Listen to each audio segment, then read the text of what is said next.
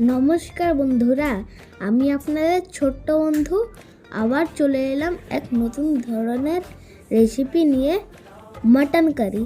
তবে তার আগে আমার চ্যানেলটাকে লাইক, শেয়ার আর সাবস্ক্রাইব করে দেবেন।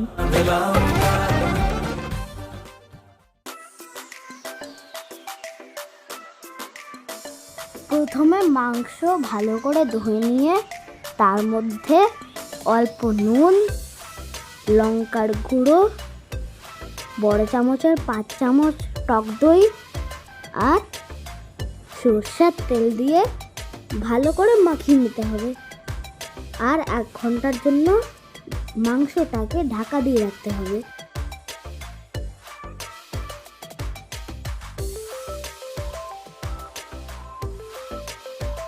তারপর কড়াইতে তেল দিয়ে তেল গরম হয়ে গেলে পর তার মধ্যে 1/2 চা চামচ নুন, হলুদ গুঁড়ো দিয়ে ধুয়ে রাখা আলুগুলো ভেজে নিতে হবে।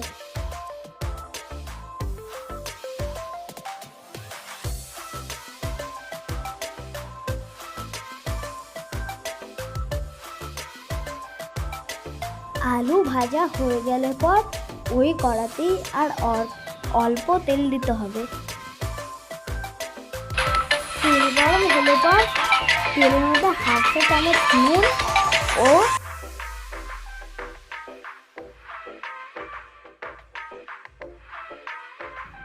তেল গরম হলে পর তেলের মধ্যে 1/2 চা চামচ চিনি আর 2টো তেজপাতা দিতে হবে।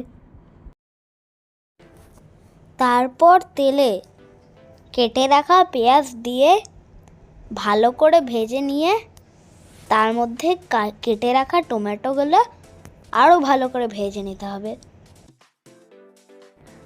পেঁয়াজটা যখন ভাজতে ভাজতে হালকা লালচে রং হবে তখন গ্যাসের ফ্লেমটা কমিয়ে দিয়ে ধনের গুঁড়ো, জিরের গুঁড়ো, হলুদ গুঁড়ো, স্বাদ মতন লঙ্কার গুঁড়ো দিয়ে অল্প জল দিয়ে খুব ভালো করে কষাতে হবে।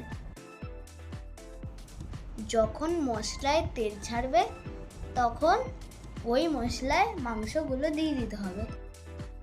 তারপর মিডিয়াম ফ্লেমে মাংস প্রায় 20 মিনিট ভাজতে হবে।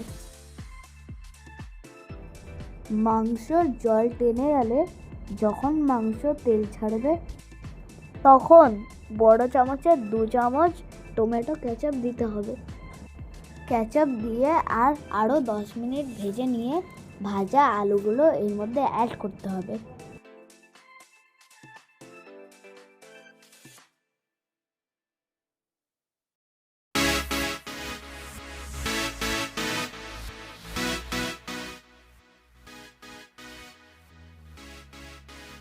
আলু দিয়ে আরও 10 মিনিট ভাজতে হবে।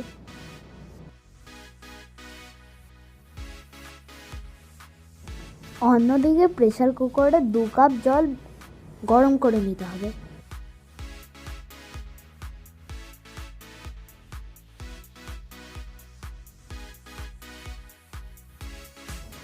প্রেসার কুকারের গরম জলে মাংসগুলো দিয়ে প্রায় 5টা সিটি দিতে হবে। আমাদের প্রেসার কুকারে 5টা সিটি দিলেই তো মাংস হয়ে যায়। আপনাদের প্রেসার কুকার বুঝেই আপনার সিটি দেবেন।